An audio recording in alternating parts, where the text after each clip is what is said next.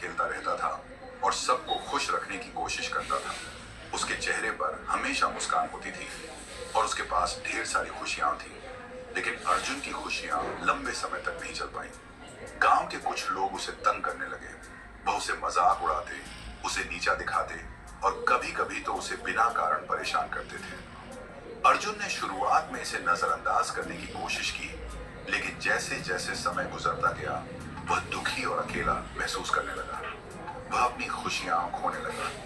उसकी मासूमियत और मुस्कान धीरे धीरे फीकी पड़ने लगी।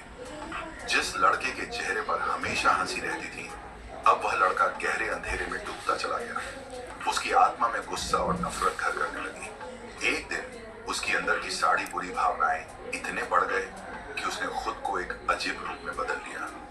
उसकी आंखों में आग थी, उसकी त्वचा काली और खुरदुरी हो गई और उसकी आवाज गहरी और डरावनी हो गई। अर्जुन अब एक राक्षस बन चुका था। गांव वाले जब उसे देखे तो डर गए, क्योंकि अब वह लड़का नहीं रहा था जो एक समय में उनका प्यारा अर्जुन था। वह एक राक्षस बन गया था और उसकी आंखों में बदला लेने का जुनून था।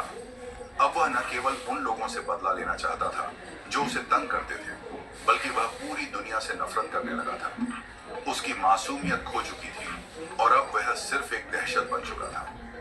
ये कहानी ये सिखाती है कि अगर कोई व्यक्ति बहुत लंबे समय तक दुख और अत्याचार सहता है, तो वह अपनी मुस्कान खो सकता है और एक बुरा रूप धारण कर सकता